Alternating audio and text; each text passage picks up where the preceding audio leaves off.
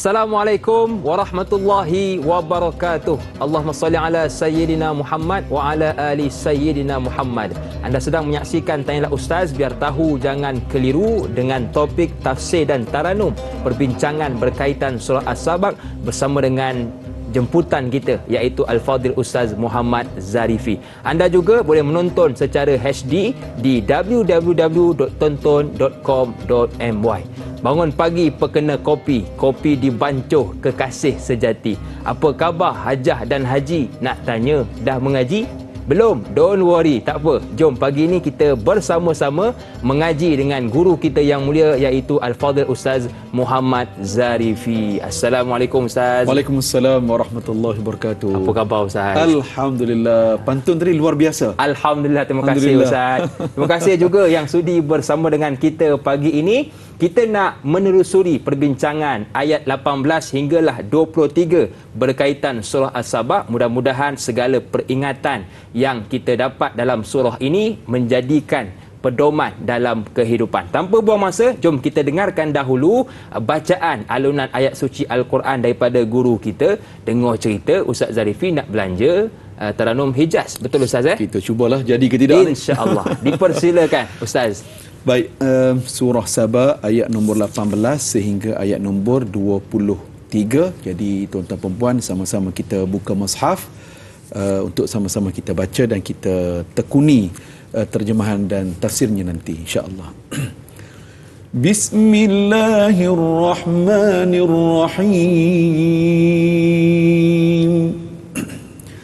وَجَعَلْنَا بَيْنَهُمْ وَبَيْنَ الْقُرَى الَّتِي بَارَكْنَا فِيهَا قُرًى ظَاهِرَةً وَقَدَّرْنَا فِيهَا السَّيْرَ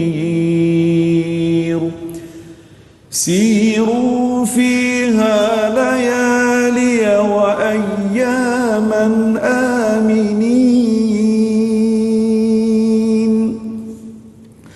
فقالوا ربنا باعد بين أسفارنا وظلموا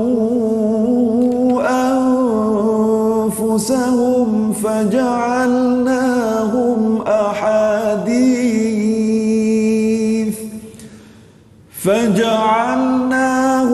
أحاديث ومزقناهم كل ممزق إن في ذلك لآيات لكل صبار شكور ولقد صدق عليهم إبليس ظنه فاتبعوه إلا فريقا من المؤمنين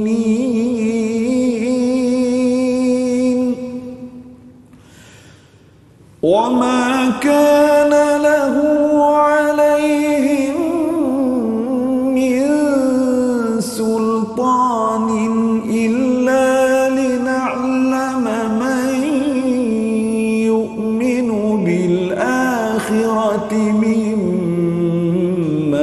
هو منها في شك وربك على كل شيء حفيظ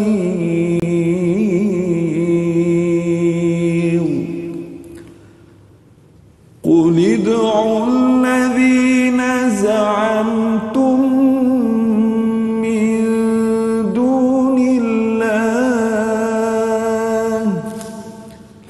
لا يملكون مثقال ذرة في السماوات ولا في الأرض وما لهم فيهما من شرك وما له منهم من ظهير ولا تنفع تنفع الشفاعة عنده إلا لمن أذن له حتى إذا فزع عن قلوبهم قالوا ماذا قال ربكم قالوا الحق وهو العلي الكبير صدق الله العظيم. Dan di antara tempat tinggal mereka di negeri Yaman dengan bandar-bandar di daerah negeri Syam yang kami limpahkan berkat kepadanya dengan kemakmuran. Kami adakan beberapa buah bandar yang jelas kelihatan kepada orang yang melalui jalan itu, dan kami tentukan jarak perjalanan di antaranya sekadar yang dapat dijadikan tempat-tempat persinggahan. Serta dikatakan kepada mereka, berjalanlah kamu di bandar-bandar itu pada bila-bila masa yang kamu suka, malam dan siang dalam keadaan yang aman. Maka kemakmuran dan kemudahan itu menjadikan mereka sombong dan kufur, lalu berkata, wahai Tuhan kami, jauhkanlah jarak perjalanan kami di antara sebuah bandar dengan yang lain. Dan mereka berlaku zalim kepada diri mereka sendiri. Lalu kami jadikan kisah perbuatan derhaka mereka buah mulut orang ramai, serta kami pecah belahkan mereka berkecai-kecai. Sesungguhnya kisah mereka yang tersebut mengandungi tanda-tanda yang besar pengajarannya bagi tiap-tiap seorang mukmin yang sentiasa bersikap sabar lagi sentiasa bersyukur. Dan sesungguhnya iblis telah dapati sangkaannya tepat terhadap mereka, iaitu mereka menurutnya kecuali sebahagian dari orang yang beriman yang tidak terpedaya kepada hasutannya.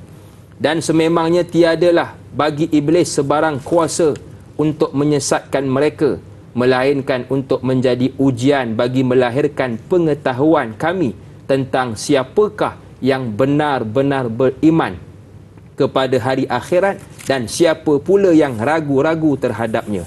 Dan ingatlah, Tuhanmu sentiasa mengawal serta mengawasi tiap-tiap sesuatu. Katakanlah wahai Muhammad kepada kaum musyrik, serukanlah makhluk-makhluk yang kamu dakwakan sebagai Tuhan selain dari Allah.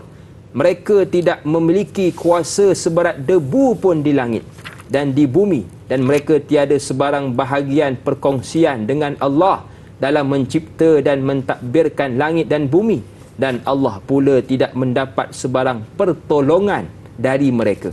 Dan tidak berfaedah syafaat di sisi Allah kecuali bagi orang yang telah diizinkan Allah. Maka orang yang hendak memohon syafaat terpaksa menunggu izin itu dengan penuh perasaan takut dan bimbang. Sehingga apabila dihapuskan Allah perasaan takut dari hati mereka dengan pemberian izin itu, bersukarialah mereka dengan bertanya-tanyaan sesama sendiri, apakah yang telah dititahkan oleh Tuhan kamu? Sebahagian di antara mereka menjawab, Tuhan telah menitahkan kebenaran dan dialah jua yang maha tinggi keadaannya lagi maha besar kekuasaannya. Jadi Ustaz, ini ayat-ayat yang akan kita bicarakan pada pagi ini. Kita nak mulakan dengan ayat yang pertama, iaitu ayat yang ke-18. Dipersilakan Ustaz. Baik, para penonton muslimin dan muslimat, para ibu ayah sekalian, surah Saba kita ingat semula ya. Surah Saba merupakan surah yang terletak pada juzuk yang ke-22, dan surah Saba merupakan surah bernombor 34 dalam Al-Quranul Karim daripada 114 surah. Baik, surah Saba merupakan surah Makkiyah, diturunkan kepada Rasulullah sallallahu alaihi wasallam ketika Nabi berada di Makkah Al-Mukarramah. Surah Saba mempunyai 54 ayat. Hari ini kita masuk pada ayat nombor 18. Betul. Kita nak tadabbur ada 6 ayat keseluruhannya sehingga ayat nombor 23. Jadi keseluruhan surah Saba ini ada 54 ayat. Para ulama Al-Quran mereka menghitung lagi berapakah jumlah kalimah dalam surah Saba. Ada 883 kalimah. Dipecah kecil lagi, berapakah jumlah huruf yang terkandung dalam surah Saba? 3,512 huruf. Ya, 3,512 huruf yang terkandung di dalam surah Saba. Tengok dan Hakim ya. Betapa cintanya, kasih dan sayangnya para ulama kepada Al-Quran. Betul. Sampai ke tahap itu mereka menghitung dan mengira jumlah-jumlah huruf yang terkandung dalam surah Saba. Muhasabah kepada kita lah. Betul. Kita cinta kepada siapa? Kita minat apa? Kan? Jadi yang kita nak belajar hari ni iaitulah kita mesti minat Al-Quran. Betul. Kita mesti cinta Al-Quranul Karim. Baik, tuan-tuan dan puan rahmati Allah Ta'ala sekalian. Pernah ditanya dalam sebuah riwayat Ibnu Abbas. Yeah. Ibnu Abbas melaporkan pernah ditanya Rasulullah itu, ya, Rasulullah sallallahu alaihi wasallam itu pernah ditanya, Sabak itu siapa? Negeri kah? Orang lelaki kah? Orang perempuan kah? Apa jawab baginda apabila ditanya tentang Sabak itu? Nabi menjawab, bal huwa rajulun walada 10 fasakana al-Yaman minhum 6 wa bisyami minhum 4. Kata Nabi SAW, yang dinamakan Sabak itu ialah seorang lelaki yang ada ataupun yang memiliki dikurniakan 10 orang anak.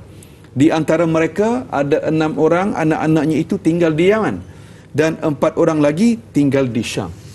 Jadi berpandukan kepada sabdaan baginda Rasulullah SAW itulah dapatlah difahami Sabak itu dikenali sebagai satu suku bangsa yang mana mereka itu dikenali oleh para penduduk Mekah. Kenapa mereka itu dikenali? Sebab negeri Sabak ini mereka dahulunya diberikan kemakmuran, diberikan kenikmatan, diberikan harta yang melimpah ruah. Tetapi ada sesuatu yang mereka lakukan kepada Allah dan ada akibat yang Allah timpakan kepada mereka. Baik, kita nak dengarkan pencerahan yang seterusnya, tetapi kita rehat seketika, teruskan bersama dengan kami selepas ini. Tanyalah Ustaz, biar tahu, jangan keliru.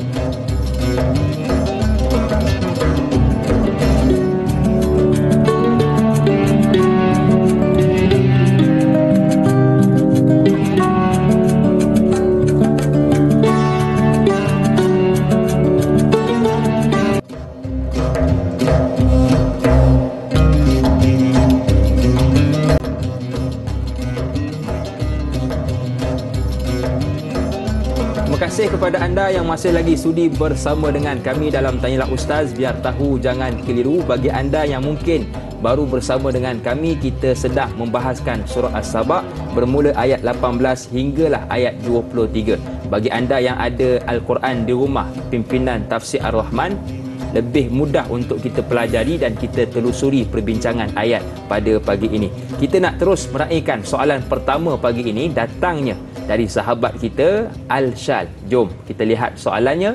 Assalamualaikum Ustaz dan Da'i. Waalaikumsalam. Merujuk ayat 18. Adakah ayat ini merujuk kepada negara Palestin dan Sabak, negeri yang berkat dan dilimpahi nikmat, tanaman yang subur dan pohon-pohon yang berbuah lebat? Yang kedua, adakah sepanjang perjalanan dari satu negeri ke satu negeri ada penempatan yang selamat untuk bermalam dan terhindar daripada perompak-perompak di padang pasir? Mohon penjelasan Ustaz. Terima kasih. #biar tahu jangan keliru. Menarik soalan dari Al-Shal. Jadi dipersilakan Ustaz. Baik, Allahumma salli ala Sayyidina Muhammad wa ala ali Sayyidina Muhammad. Terima kasih saudari Al-Shal atas pertanyaan beliau. Baik, bila kita sebut yang pertama Sabak, ya. Sabak ni tuan-tuan, kalau kita tengok dalam tafsir, tafsir menyatakan Sabak adalah dalam konteks hari ini disebut sebagai negeri Yaman ataupun negara Yaman. Ya, dalam peta hari ini negara Yaman lah. Itu Sabak. Kemudian tentang Syam, ya, disebut oleh Aisyah tadi tentang Palestin. Okey. Syam ataupun dalam Al-Quran disebut dahulu namanya Syam. Ya, bumi Syam itu kalau dalam peta hari ini, Syam itu di kawasan sekitar yang pertama negara Palestin, kemudian negara Jordan, kemudian negara Syria, negara Lebanon ataupun Lebanon, ya, dan seterusnya sebahagian kecil daripada negara Mesir ataupun di kawasan yang namanya Sinai. Kemudian di kawasan sekitar ataupun di bahagian utara Saudi, dan juga di kawasan Turki di sebelah selatan, dan yang terakhir di negara Iraq itu di sebelah barat. Jadi keseluruhan yang saya sebutkan tadi itu ialah merangkumi, disebut sebagai bumi Syam, ya, bumi Syam. Baik. Kemudian tuan-tuan rahmati Allah, bila sebut tadi Sabak kan, apa yang saya sebut di awal tadi, apabila para ulama telah memerhatikan hadis yang disebutkan oleh Rasulullah sallallahu alaihi wasallam, apabila ditanya apakah itu Sabak, jadi dalam tafsir Al-Imam Ibn Kathir mencatatkan Sabak itu adalah para raja, para bangsawan dan juga para penduduk di negeri Yaman. Ya, maknanya yang hidup, yang berada di negeri Yaman, itulah negeri Sabak, ya, yang Allah Ta'ala rakamkan, abadikan kisah itu dalam Al-Quranul Karim. Baik, mereka itu ialah suku kaum yang berbangsa Arab yang mendiami negara Yaman. Satu-satunya suku kaum Arab atau berbangsa Arab di negara Yaman itu disebut Sabak itu kerana berdasarkan kepada nama datuk mereka yang disebut oleh baginda Rasulullah sallallahu alaihi wasallam, iaitulah Sabak tadi. Okey, kenapa Allah Taala sebut Sabak dalam Al-Quran Al-Karim, dalam surah Sabak ini, bahkan Allah abadikan dalam satu surah? Kerana untuk memberikan peringatan kepada musyrikin Mekah, kerana mereka itu musyrikin Mekah engkar, kufur, dan juga mereka sombong bongkak kepada Nabi sallallahu alaihi wasallam, dan mereka tidak beriman kepada baginda Nabi sallallahu alaihi wasallam dan tak beriman kepada Allah azza wa jalla. Dan yang hakim dan penduduk sekalian, surah Sabak ni turun kepada Rasulullah sallallahu alaihi wasallam ketika Rasulullah berada di Mekah sebelum hijrah. Pada dalam tafsir kata surah ini turun kepada Rasulullah ketika awal fasa yang kedua Nabi berada di Makkah sebelum hijrah. Maknanya pada awal fasa yang kedua belum ada lagi serangan ataupun ancaman fizikal kepada Nabi sallallahu alaihi wasallam. Tak ada lagi peristiwa pembantaian ataupun mengenakan ancaman fizikal kepada Rasulullah dan umat Islam yang minoriti pada waktu itu. Sebaliknya pada waktu itu berlaku perang mulut. Ya, perang mulut di antara Rasulullah dan juga orang-orang musyrikin ini. Orang musyrikin mereka tidak mahu menerima ajaran ataupun pujukan, ajakan daripada Rasulullah sallallahu alaihi wasallam. Jadi Allah Taala turunkan surah Sabak ini untuk menempelak orang musyrikin supaya ingat sama sejarah lampau yang berlaku dahulu. Betul. Ingat sama bagaimana apa yang diperlakukan oleh Allah kepada penduduk Sabak yang dihancurkan oleh Allah Subhanahu wa taala. Wallahu a'lam. Okey, baik. Jadi itu peringatan dan juga nasihat kepada kita. Kalau kita hari ini banyak melakukan maksiat, maka kita tengok kembali peringatan yang telah diberikan oleh Allah kepada kaum-kaum yang sebelum ini. Baik, kita nak meneruskan tafsiran dan tadabbur ayat yang seterusnya, ayat yang 19 Ustaz. Kalau kita lihat pada ayat yang 19 ini, Allah menyebut dalam surah itu berkaitan golongan As-Sabak ini juga. Jadi mungkin ada sedikit pencerahan kepada ayat 19. Dipersilakan. Baik, tuan-tuan dan puan, para penonton sekalian, betapa indahnya Al-Quranul Karim ini. Kaitan surah sebelumnya ada pengkaitan. Betul. Sebagai contoh tuan-tuan, sebelum surah Saba, iaitulah surah Al-Ahzab.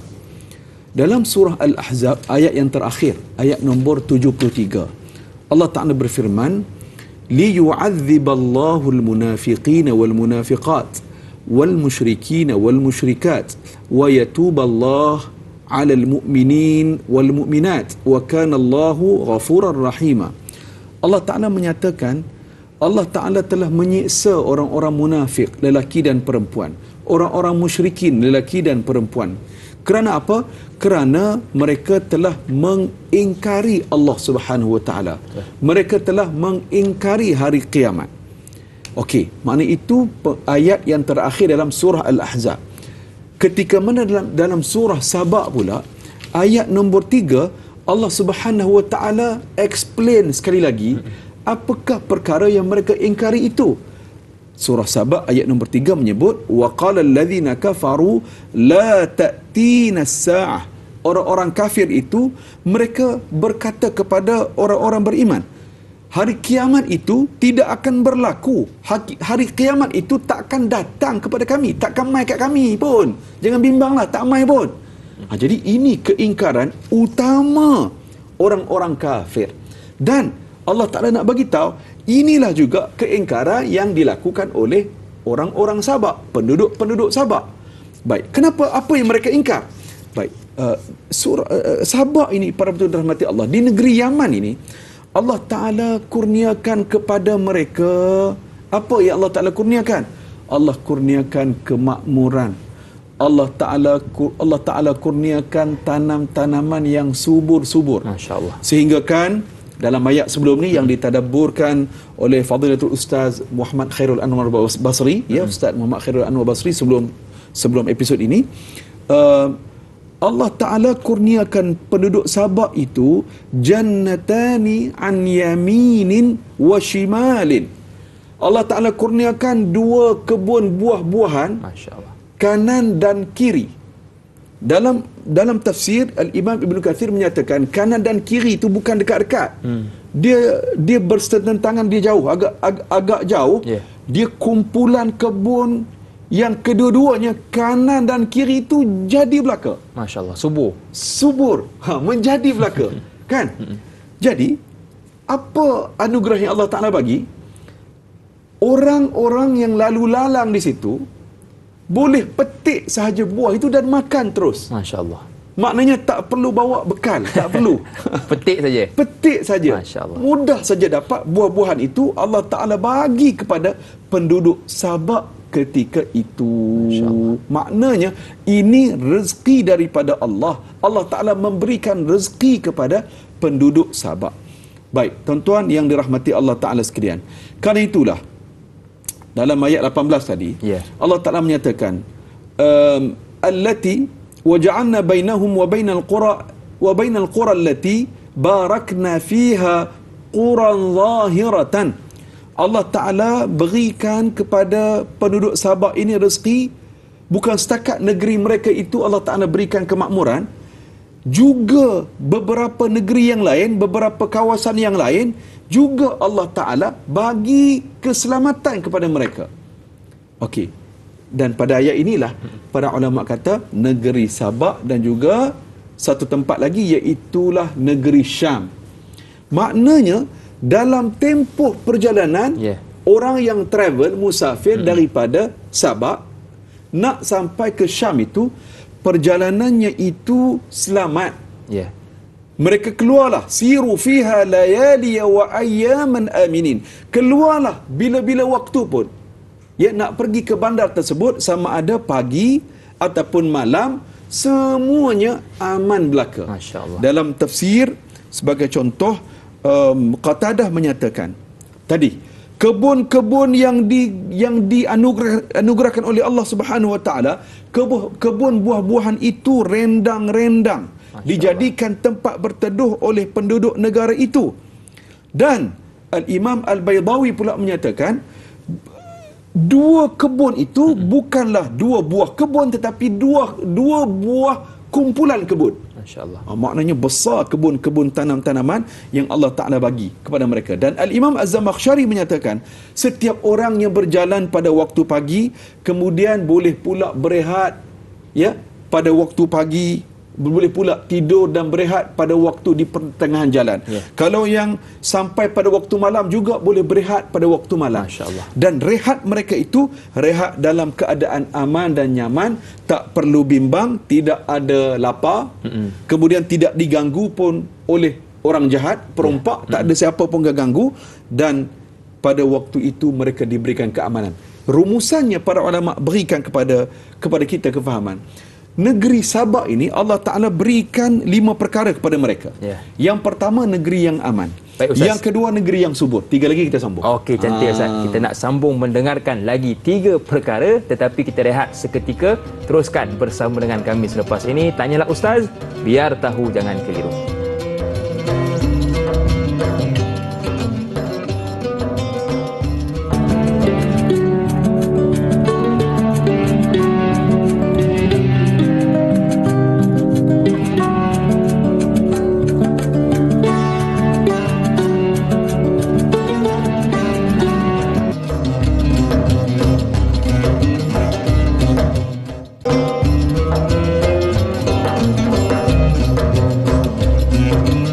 Alhamdulillah, terima kasih kepada anda yang masih lagi sudi bersama dengan kami hingga saat ini. Kita masih lagi membincangkan tentang surah As-Sabak ayat 18 hinggalah ayat 23. Tadi kita tunda tentang beberapa perkara, betul Ustaz? Ya, betul. Kita nak sambung perkara yang kedua. Dipersilakan Ustaz. Baik, hadirin sekalian, negeri Sabak ataupun penduduk negeri Sabak ini Allah Ta'ala berikan kepada mereka 5 nikmat.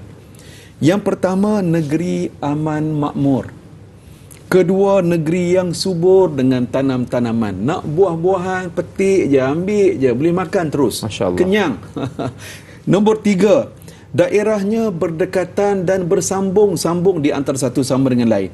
Allah Ta'ala sebut dalam ayat tadi kan, 18 tadi, bagaimana negeri Sabak itu sambungannya ialah negeri Syam. Ya, okey. Itu nombor 3. Yang keempat, banyak buah-buahan. Orang yang melalui jalan itu tak perlu bawa bekal pun. Orang yang travel, mana RNR sepanjang perjalanan nak sampai ke Syam. ke Syam tadi, ada persinggahannya, ada RNR-nya. Masya-Allah. Umpama misalnya kalaulah perjalanannya katalah sebulan, kan?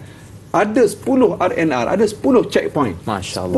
10 RNR tu tempatnya itu ada tempat yang amat selesa.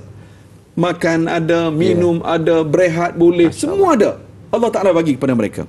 Dan yang seterusnya nombor 5, di setiap checkpoint itu, ya, sebelum sampai ke Syam itu, Allah Ta'ala berikan kepada mereka ya tempat yang selesa. Tempat selesa. Ini 5 perkara. Baik, hadirin yang dirahmati Allah Subhanahu wa Ta'ala sekalian.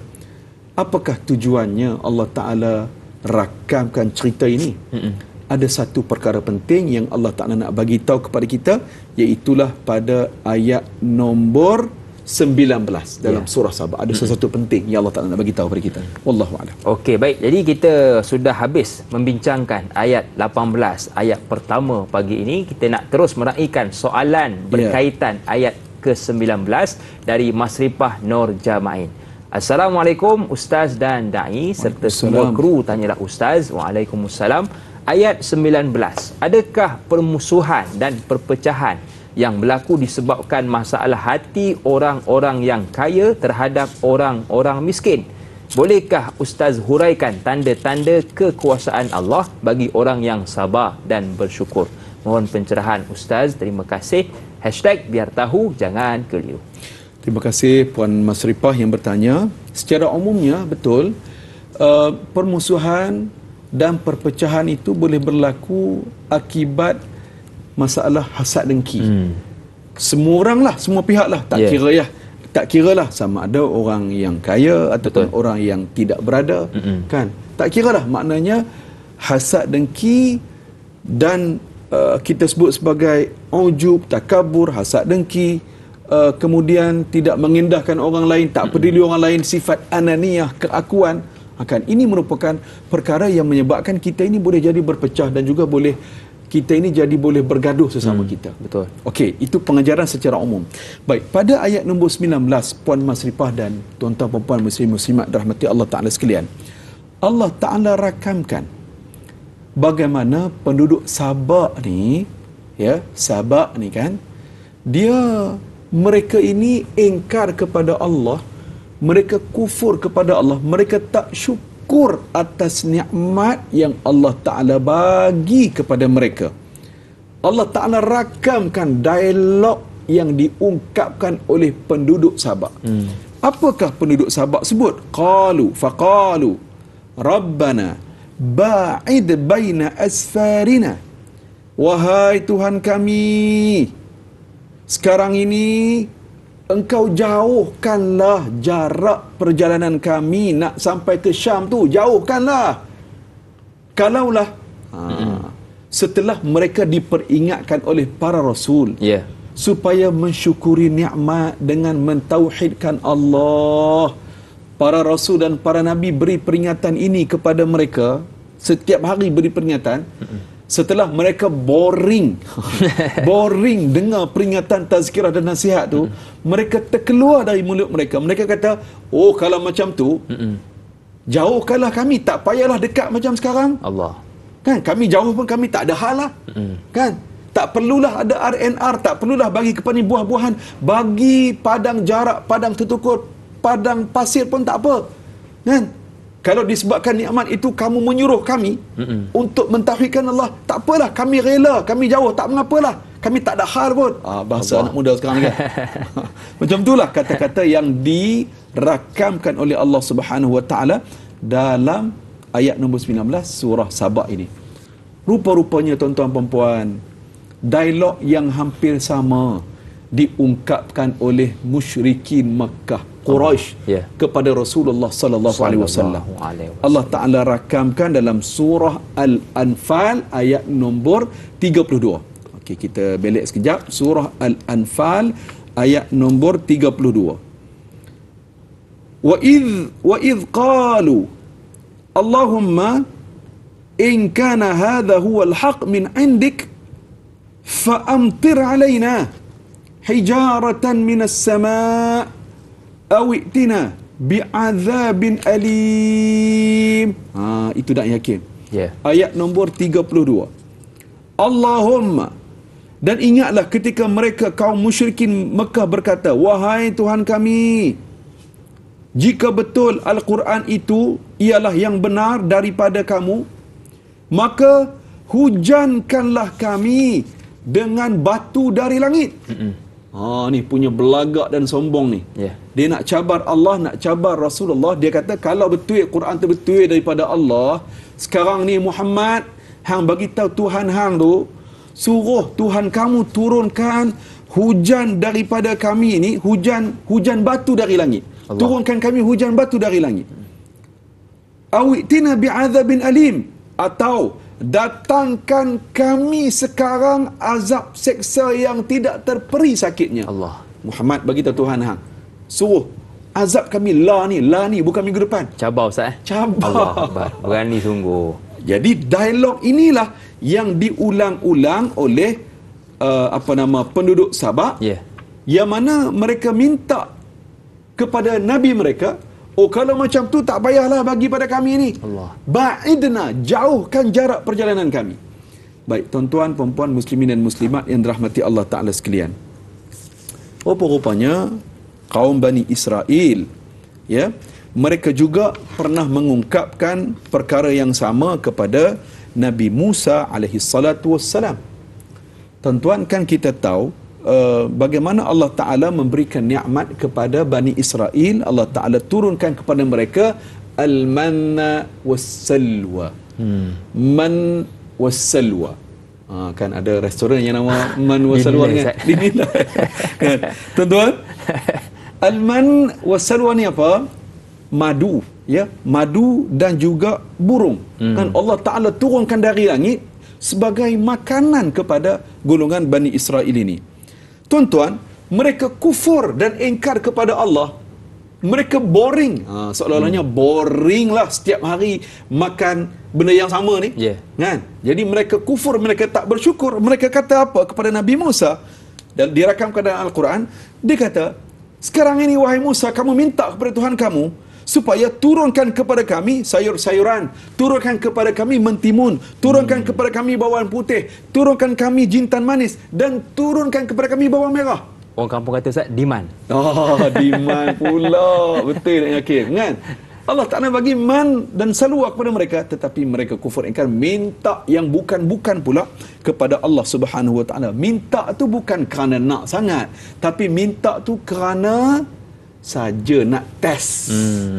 Saja-saja nak test. Jadi tuan-tuan, betul lah ayat ataupun surah Saba ini diturunkan kepada Rasulullah ketika mana Nabi berada di Makkah, di awal-awal Nabi berada di Makkah.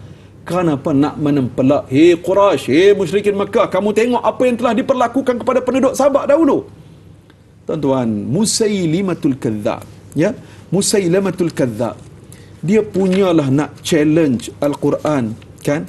Dia punyalah nak challenge Al-Quran, apa yang berlaku, dia, dan yakin kan, dia reka surah baru. Allah kan? Dia reka surah baru yang sengaja, yang dia nak saja nak challenge. Betul. Dia nak kata dia cekap bahasa sastra. Apa dia reka? Wal fil wa ma adraka mal fil lahu zulumun tawil ya wabaru innama anta iradun wa sadarun wa sa'iruka hafrun naqrun. Apa maksud tu tuan-tuan dan puan? Demi gajah, tahukah kamu apakah itu gajah? Lahu zulumun tawil, gajah itu yang panjang, memiliki belai-belai yang panjang, kan? Apalagi ya wabaru wahai bulu-bulu, cerita tentang bulu pula dah kan. Jadi maknanya tak boleh nak challenge sikit pun kehebatan Al-Quranul Karim. Tetapi mereka mencabar itu kerana apa? Kerana sombong dan bongkak, sama seperti kaum Sabak yang dihancurkan oleh Allah Ta'ala. Wallahu ta'ala alam. Okey tuan-tuan, jadi jangan jadi manusia yang kufur nikmat. Orang tu ada pesan, orang perempuan suka pujian, orang lelaki suka sasa, kaya dan miskin juga ujian. Apa yang ada, syukur sentiasa. Masya Baik, Allah. kita nak berpindah pula Ustaz. Sempat lagi buat pantun tu, sempat lagi tu. Itu yang terbenung tadi tu. Kita nak sambung ayat yang ke-20 Ustaz. Sebelum itu, kita nak dengarkan bacaan ayat yang ke-20. Boleh Ustaz? Baik, insya-Allah. Dipersilakan.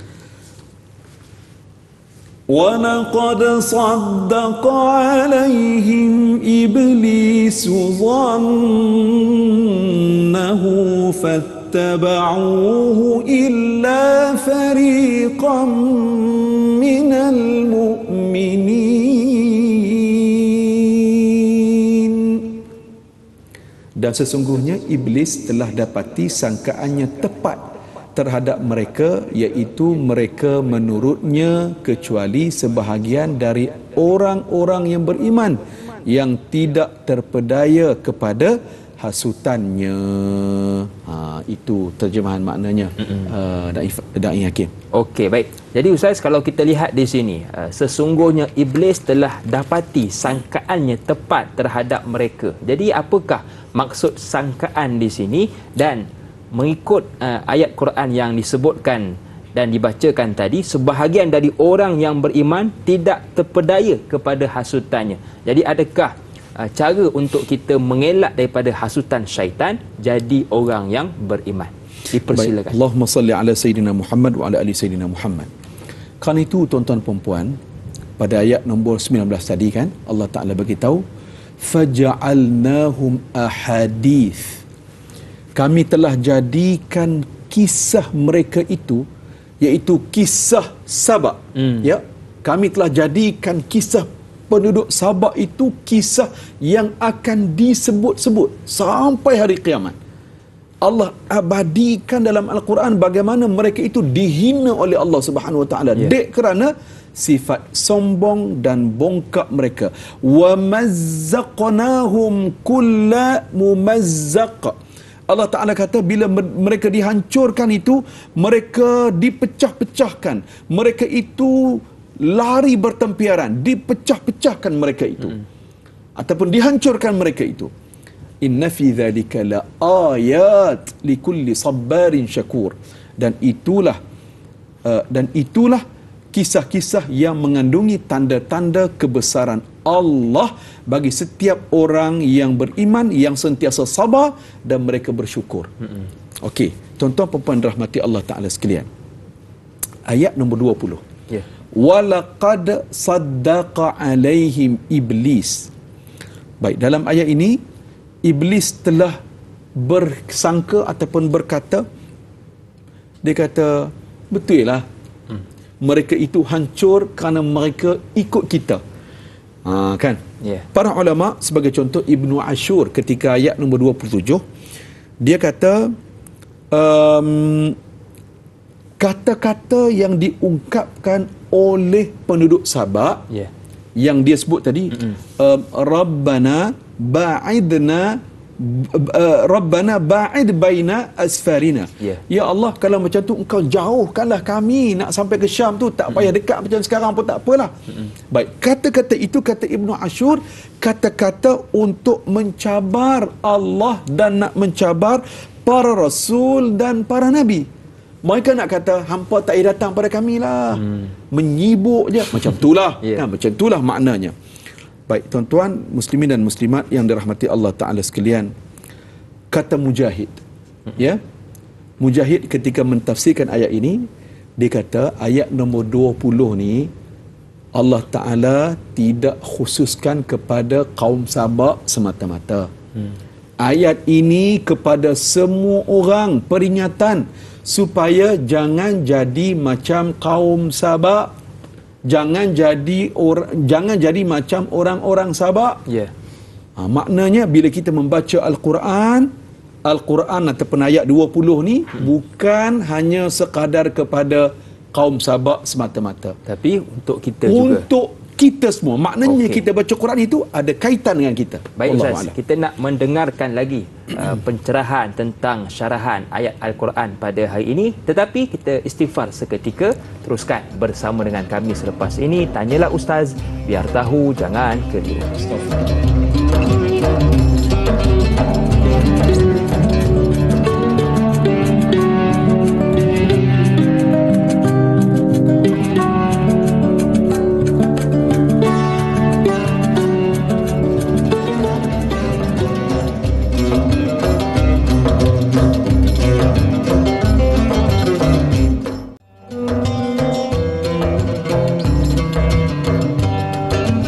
Kembali bersua dalam Tanyalah Ustaz, biar tahu jangan keliru. Masih lagi bersama dengan saya Da'i Hakim, juga Ustaz Muhammad Zarifi. Kita sedang membicarakan surah As-Sabak bermula ayat 18 hinggalah ayat 23. Jadi kita nak terus meraihkan soalan pada pagi ini, dan kali ini pula soalan yang datang dari sahabat kita bernama Nur Dahliah Biru. Jom kita lihat soalannya. Assalamualaikum Ustaz dan Da'i serta semua kru Tanyalah Ustaz. Waalaikumsalam. Ayat 20 dan 21. Apakah pandangan Ustaz bagi yang mempercayai kuasa jin dan iblis dapat menolong mereka untuk capai sesuatu hajat dengan melakukan perkara khurafat yang mensyirikkan Allah Subhanahu Wa Taala sehingga merosakkan akidah mereka? Mohon pencerahan Ustaz. Terima kasih.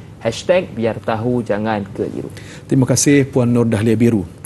Rasulullah SAW sebut dalam hadisnya, Innar ruqa wat-tama'ima wat-tiwalata syirkun.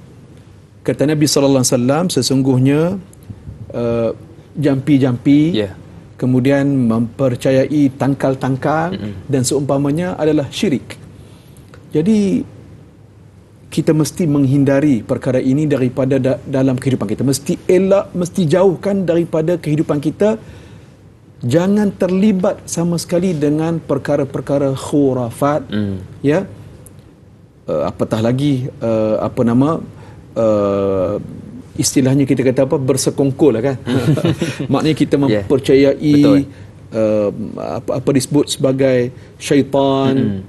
Semua ni boleh memberikan mudarat dan memberikan kebaikan kepada kita. Tak boleh.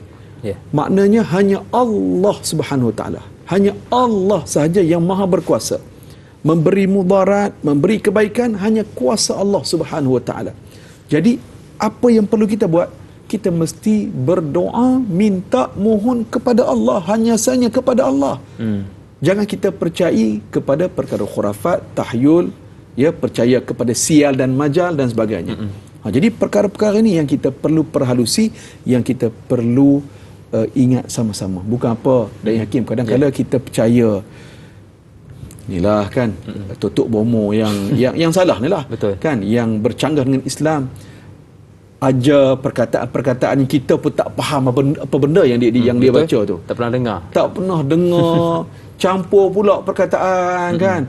Kemudian kita tengok dia pun tak berakhlak dengan akhlak Islam, tak semayang apa semua. Betul. Macam mana kita boleh percaya kepada orang seperti ini?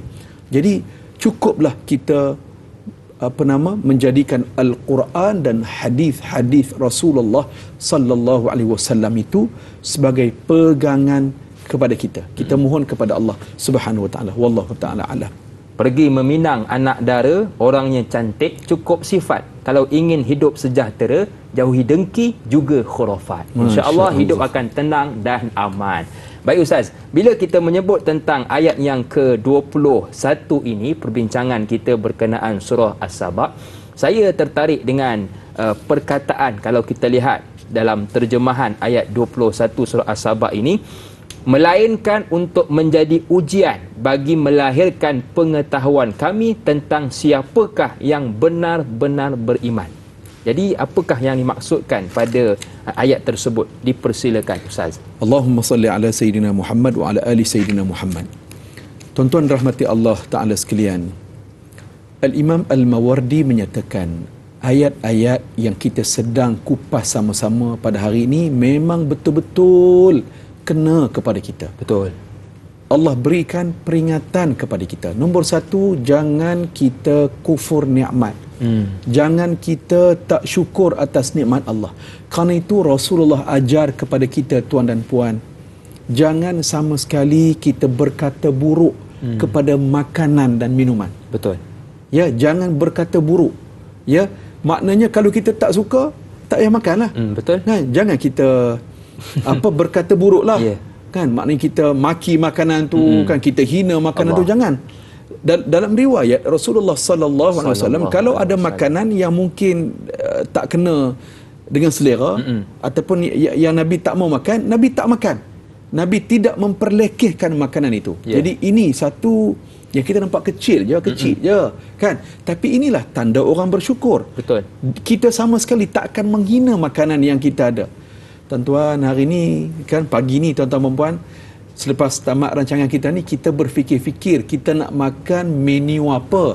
Nasi kerabu ke, nasi dagang ke, apa? Kandar ke? Nasi kandar ke, kan? Kita berfikir-fikir nak makan apa. Betul. Kan, sahabat-sahabat kita yang berada di Palestin bukan fikir nak makan menu apa, tapi nak fikiran mereka nak makan apa. Kan, nak makan apa. Jadi ini perkara yang kita mesti bentuk lentur hati kita supaya kita jadi orang yang bersyukur. Kata ulama, syukur itu boleh diterjemah, kita boleh buat 3 cara. Yang pertama, syukur dengan hati. Hati kita ni sentiasa tetap dengan kalimah la ilaha illallah Muhammad Rasulullah. 1. Nombor 2, syukur dengan mulut, syukur dengan lisan. Mulut kita ni sentiasa cakap yang baik-baik. Tak umpat orang, tak keji orang, tak bercakap benda lucah, ya. Dan mulut kita ni sentiasa berzikir kepada Allah, sentiasa baca Quran, sentiasa baca hadis, ya, sentiasa cakap benda yang baik-baik. Dan yang ketiga, syukur dengan anggota badan. Apa maknanya? Ulama kata anggota badan kita ini makin ringan buat amalan, makin ringan buat kebaikan, makin rajin bersedekah, makin rajin tolong mak. Suami pula makin rajin tolong isteri di dapur. Seronok dengar isteri ni. Seronok dengar. Isteri pula kan beri khidmat kepada suami. Betul. Khidmat yang terbaik, tak membebel-bebel, tak mengungkit-ungkit, macam itulah. Yeah. Maknanya orang yang bersyukur, amalannya makin banyak dilakukan kepada Allah Subhanahu wa taala. Wallahu a'lam. Jadi orang yang bersyukur ni Allah sebut dalam Quran, selalu kita dengar kan, la in syakartum la azidannakum. Kalau kita bersyukur, maka Allah tambah nikmat kepada kita. Baik, kita nak rehat seketika, teruskan bersama dengan kami selepas ini dalam Tanyalah Ustaz, biar tahu jangan keliru.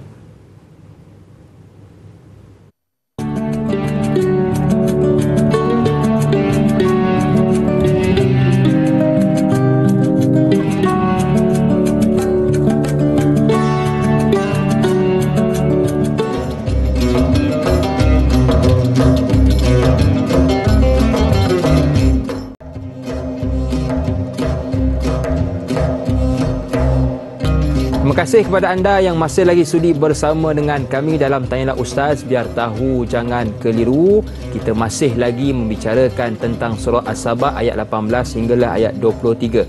18, 19, 20 sudah kita bicarakan. Kita masuk kepada ayat 21 dan kita nak terus meraihkan soalan dari sahabat kita, iaitu Syahira Lia Muhammad. Jom kita lihat.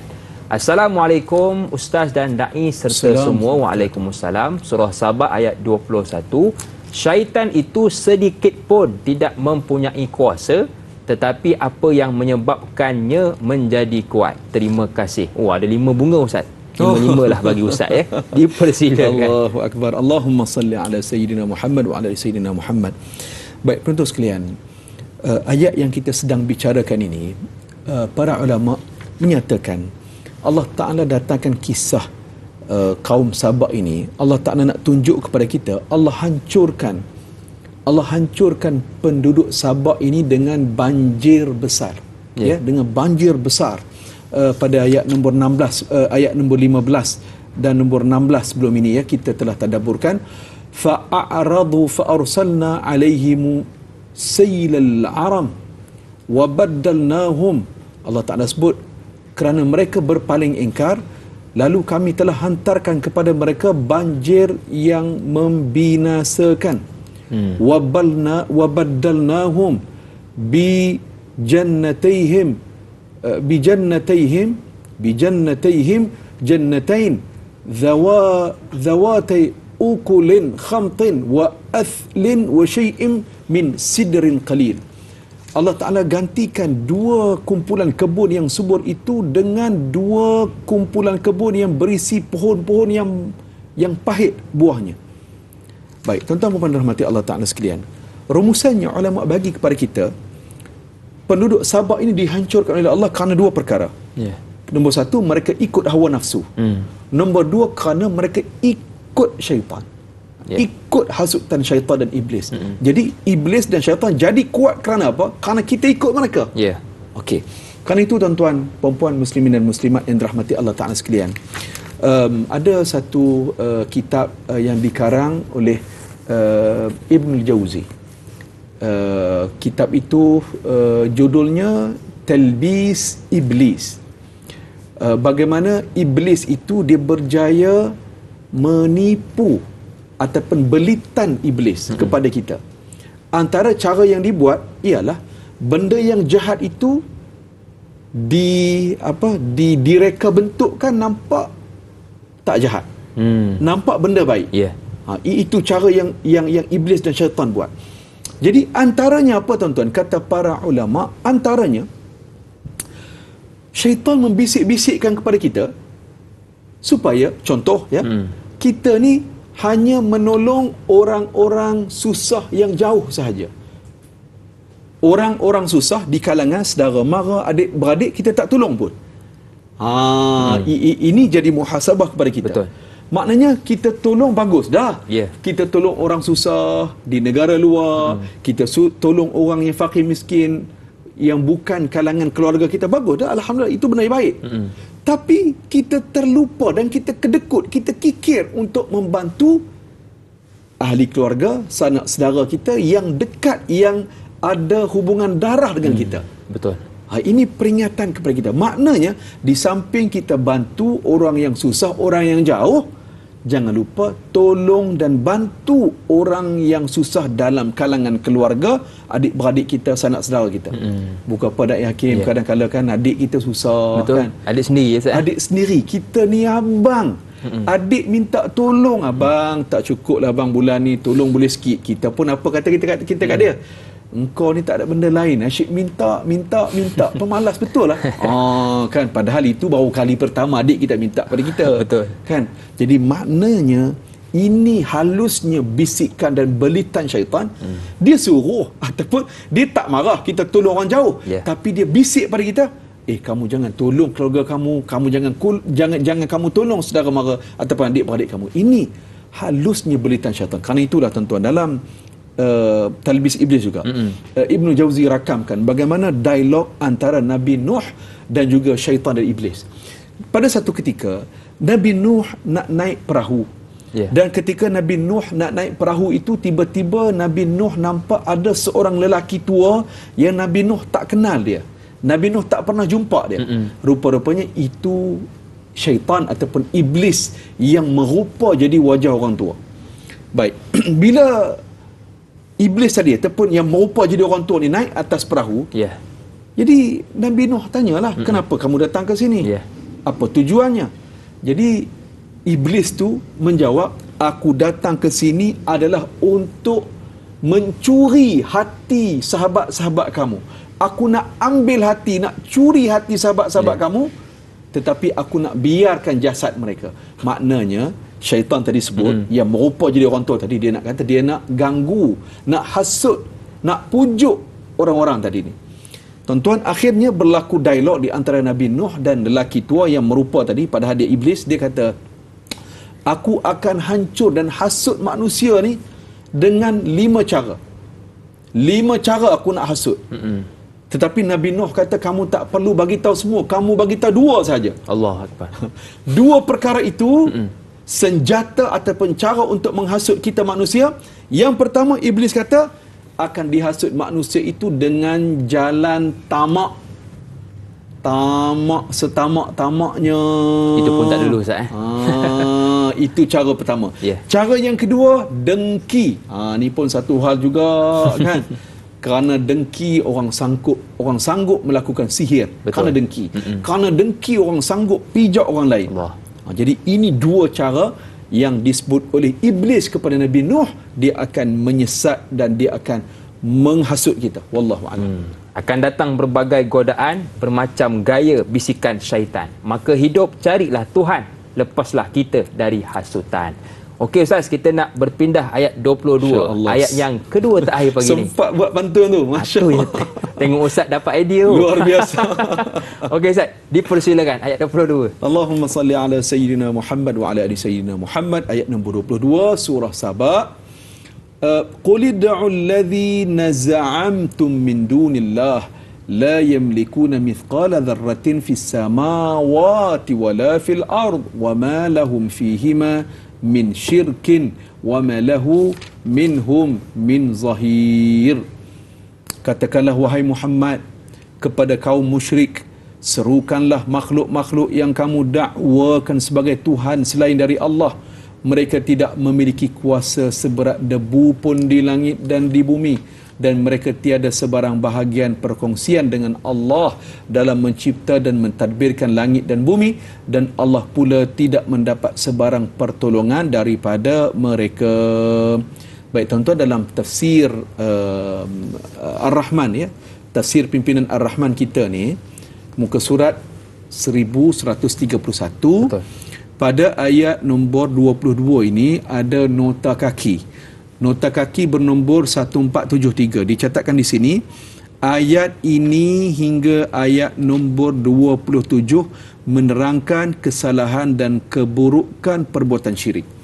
Jadi tuan-tuan dan puan rahmati Allah, ayat ini memberikan kepada kita satu kefahaman, jangan sama sekali kita terlibat dengan perkara mensyirikkan Allah Subhanahu wa taala. Jadi syirik yang kita sebut di awal tadi, antara syirik yang boleh berlaku ialah bila kita percaya kepada perkara khurafat, perkara tahyul, apa lagi sial dan majal dan sebagainya lah. Jadi Ini perkara-perkara yang kita mesti ingat. Hari ini ada orang percaya kepada tangkal. Betul. Kan dia datang kepada kita. Dai Hakim, kamu pakai tangkal ni. Kamu pakai tangkal ni, kamu takkan kena apa-apa mudarat. Apa-apa musibah tak kena pada kamu. Jadi tuan dan puan, bila kita pakai tangkal tersebut, inilah salah satu bentuk syirik kita kepada Allah Subhanahu Wa Taala. Syirik ialah satu kesalahan yang amat besar yang tak akan diampunkan oleh Allah Subhanahu Wa Taala. Allah Akbar. Jadi kena hati-hati tuan-tuan dan puan. Baik, dalam kita nak minta tolong kepada Allah. Ya, minta tolong kepada Allah. Apa antara yang Nabi ajar kepada kita dalam Al-Quran? Allah ajar kepada kita. Kita perbanyakkan sebut hasbunallah wa ni'mal wakil. Hasbunallah wa ni'mal wakil. Cukuplah Allah sahaja sebagai penolong aku. Zikir inilah yang menyelamatkan Nabi Ibrahim alaihissalam dalam marak api menjulang yang membakar Nabi Allah Ibrahim. Api itu disejukkan oleh Allah Subhanahu Wa Taala. Zikir hasbunallah wa ni'mal wakil lah juga yang menyelamatkan baginda Rasulullah sallallahu alaihi wasallam daripada ancaman musyrikin Mekah. Ya. Apa lagi? La ilaha illa anta subhanaka inni kuntu minaz zalimin. Zikir inilah juga yang menyelamatkan Nabi Allah Yunus alaihi salatu wassalam daripada perut ikan nun. Jadi perbanyakkan zikir kepada Allah, kita minta tolong kepada Allah kerana iman kita yang memberi kebaikan dan membawa mudarat kepada kita hanyalah izin Allah. Hanyalah izin Allah sahaja. Wallahu a'lam. Baik Ustaz, kita nak bertasbih seketika. Teruskan bersama dengan kami selepas ini. Tanyalah Ustaz, biar tahu, jangan keliru.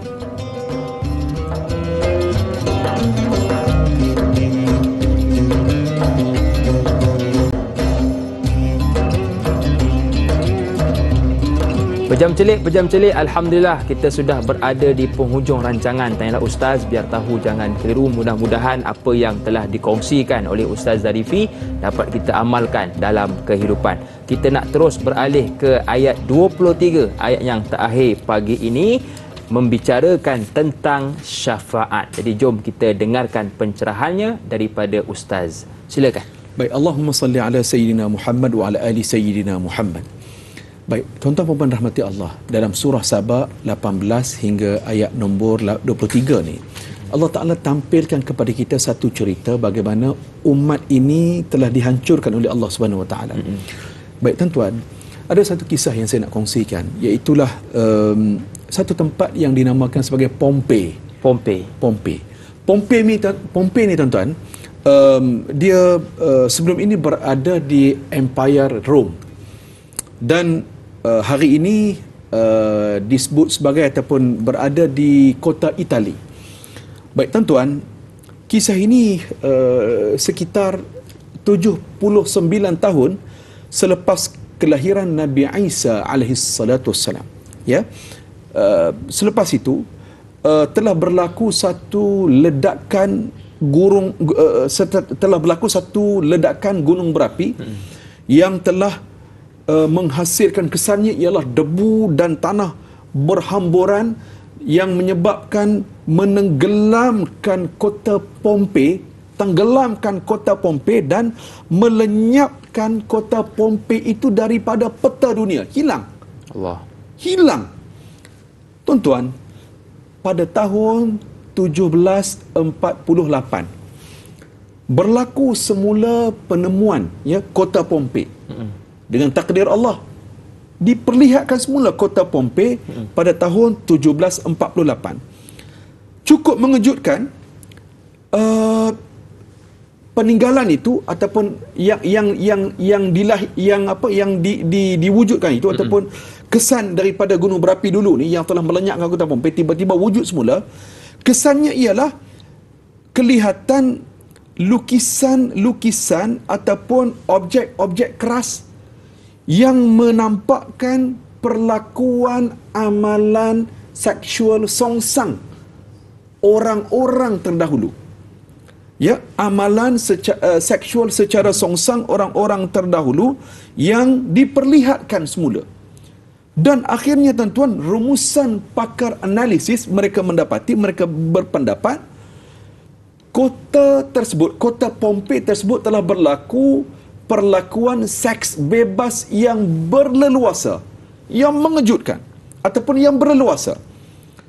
Jadi tuan-tuan yang rahmati Allah, apabila berlaku seks bebas, berlaku amalan seksual songsang, ya, sama jantina dan sebagainya, akhirnya mereka merumuskan boleh jadi gunung berapi yang meletus itu, yang menghancurkan, melenyapkan kota Pompei itu adalah satu balasan daripada Allah, daripada Tuhan, sebagai hukuman kepada orang-orang pada waktu tersebut. Jadi tuan-tuan, apabila ditanya kepada kita, apakah letusan gunung berapi yang melenyapkan kota Pompei itu, menghancurkan orang-orang ketika itu sebagai balasan oleh kerana perlakuan amalan seksual songsang dan juga seks bebas itu, jawapan kita tak mustahil. Betul. Kan, tak mustahil. Wallahu ta'ala alam, tapi tak mustahil. Kan? Jadi, apa pelajarannya? Pelajarannya, tuan-tuan dan puan rahmati Allah, marilah kita mengambil ibrah daripada Al-Quran. Allah Ta'ala abadikan kisah-kisah yang mana kaum terdahulu telah dihancurkan oleh Allah. Pagi ni kita tadabbur kisah kaum Sabak.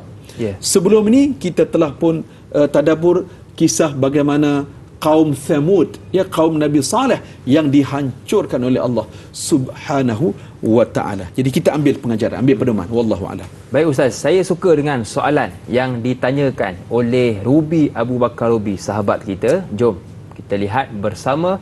Assalamualaikum Ustaz dan Da'i. Waalaikumsalam. Ayat 23, apakah ayat ini memberi gambaran kepada mereka yang akan mendapat syafaat dari Rasulullah sallallahu alaihi wasallam, dan bagaimana bagi mereka yang terus-terusan menghina baginda sallallahu ini menggambarkan yang hati mereka tidak ada sedikit pun perasaan takut akan azab dari Allah di akhirat kelak. Dan apakah yang dimaksudkan dengan perkataan yang benar yang disebut di dalam ayat ini?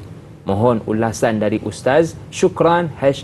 Biar tahu jangan keliru. Baik, Allahumma salli ala Sayyidina Muhammad wa ala ali Sayyidina Muhammad. Ayat ini Allah Ta'ala bagi tahu kepada kita. Ayat nombor 23, ya. Wala tanfa'u syafa'atu 'indahu illa liman adhina lah. Dan tidak berfaedah syafaat di sisi Allah kecuali bagi orang yang telah diizinkan oleh Allah Subhanahu wa taala. Maknanya kembali kepada ayat tauhid tadi. Maknanya segala apa yang berlaku, hatta termasuklah syafaat yang diberikan oleh para nabi kepada umat-umatnya, semuanya berlaku dengan izin Allah Subhanahu wa taala. Semuanya berlaku dengan izin Allah Subhanahu wa taala. Dan hatta idza fuzzi'a an qulubihim, kemudian maka orang-orang yang hendak memohon syafaat terpaksa menunggu izin itu dengan penuh perasaan takut dan bimbang, sehingga apabila dihapuskan Allah perasaan takut dari hati mereka dengan pemberian izin itu, maka bersukarialah mereka bertanya-tanya sesama sendiri. Qalu madza qala rabbukum, apakah yang telah dititahkan Tuhan kamu? Sebahagiannya menjawab qalul haq wa huwa al-aliyyul kabir. Sebahagian di antara mereka menjawab Tuhan telah menitahkan kebenaran dan dia jualah yang maha tinggi keadaannya, lagi maha besar kekuasaannya. Okey, tuan-tuan rahmati Allah, apa makna qalul haq? Kita tengok dalam tafsir pimpinan Ar-Rahman kita ni, dalam nota kaki 1474, muka surat 1131, yakni menepati dengan apa yang telah dijanjikan oleh Allah, bahawa syafaat pertolongan itu hanya didapati oleh orang yang telah diizinkan Allah untuk mendapatkan syafaat tersebut. Maknanya gambaran di hari akhirat nanti, kan, tuan-tuan perempuan, kita semua bila kita berada di padang mahsyar yang maha luas pembentangannya, waktu itu kita sangat-sangat memerlukan pertolongan syafaat daripada baginda Rasulullah sallallahu alaihi wasallam. Jadi tentu, tuan-tuan, orang yang diizinkan Allah sahaja yang akan dapat rahmat ataupun syafaat daripada para rasul, ataupun dapat syafaat daripada Allah ataupun rahmat daripada Allah Subhanahu wa taala. Jadi kerana itulah, tuan-tuan dan puan rahmati Allah, kita masuk syurga itu kerana rahmat Allah. Allah. Ya, kerana rahmat Allah.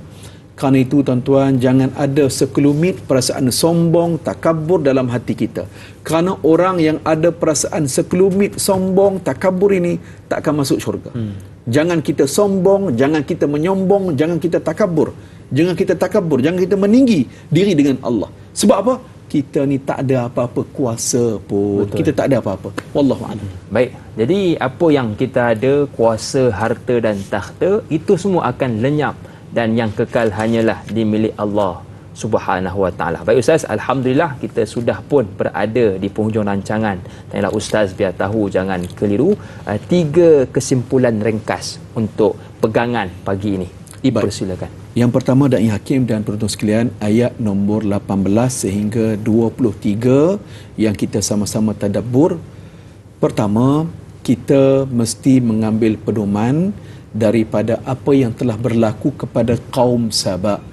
Mereka telah diberikan berbagai-bagai nikmat tetapi mereka kufur.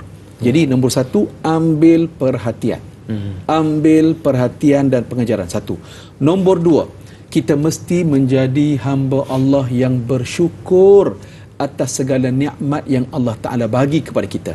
Kalau kita masih terlupa untuk bersyukur nikmat yang kecil, kalau kita masih terlupa untuk bersyukur atas nikmat yang kecil, usah harap untuk kita bersyukur dengan nikmat yang besar. Allah. Maknanya nikmat kecil itu kita syukur kepada Allah.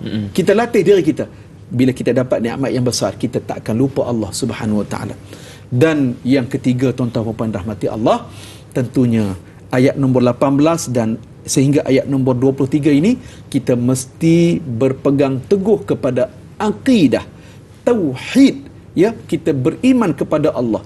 Perkara yang baik, perkara yang buruk, kebaikan dan mudarat itu semuanya datang daripada Allah Subhanahu wa taala. Mesti kita sentiasa mohon kepada Allah supaya Allah berikan kekuatan kepada kita. Wallahu a'lam. Jumpa Ustaz, doa ringkas sebagai penutup. Baik. Bismillahirrahmanirrahim. Alhamdulillahirabbil alamin. Wassalatu wassalamu ala sayyidil mursalin wa ala alihi wa sahbihi ajma'in. Allahumma ighfir lana dhunubana wa liwalidina warhamhum kama rabbawna sighara. Ya Allah, ya Rahman, ya Rahim, ampunkanlah dosa kami. Amin, ya Allah. Ampunkanlah dosa kedua ibu bapa kami. Amin, ya dan Allah. Engkau kasihkanlah mereka seperti mana mereka menjaga kami semenjak kami kecil. Allahumma inna nas'aluka ilman nafi'a wa rizqan tayyiba wa amalan mutaqabbala. Ya Allah, ya Rahman, ya Rahim, Engkau berikanlah kepada kami ilmu-ilmu yang bermanfaat. Permudahkanlah kepada kami untuk kami beramal dengan ilmu-ilmu kami. Ya Allah, berikanlah kepada kami rezeki yang halal, yang berkat kepada kami, ya Allah. Wa amalan mutaqabbala. Dan ya Allah, Engkau terimakanlah segala amal-amal kami, ya Allah. Ya Allah, ya Rahman, ya Rahim, di kala ini, ya Allah, ada sahabat-sahabat kami, jiran tetangga, ahli keluarga kami yang sedang diuji dengan sakit. Ya Allah, berikanlah kesembuhan kepada mereka. Berikanlah kepada mereka penawar, ya Allah. Berikanlah kepada mereka kesabaran dan ketabahan, ya Allah. Ya Allah, ya Rahman, ya Rahim, jadikanlah kami semua ini sebagai hamba-hambamu yang cintakan ilmu, yang beramal dengan ilmu dan menghayati ilmu. Dan ya Allah, ya Rahman, ya Rahim, Engkau golongkanlah kami bersama orang-orang yang saleh dan orang-orang yang baik. Rabbana 'alaika tawakkalna wa ilaika anabna wa ilaikal masir. Rabbana atina fid dunya hasanah wa fil akhirati hasanah wa qina adzaban nar. Wa sallallahu ala sayyidina Muhammad wa ala alihi wa sahbihi ajma'in. Subhana rabbika rabbil izzati amma yasifun wa salamun alal mursalin walhamdulillahi rabbil alamin. Amin ya rabbal alamin. Terima kasih kepada Ustaz, terima kasih juga kepada yang sudi menonton pagi ini. Akhir kata, apabila hidup tahu bersyukur, berbagai rezeki hatinya rela. Sepertiga malam duduk bertafakur, hujung hayat jadi pembela. Senyum nampak gigi, ada rezeki, jumpa lagi. Assalamualaikum warahmatullahi wabarakatuh. Salam.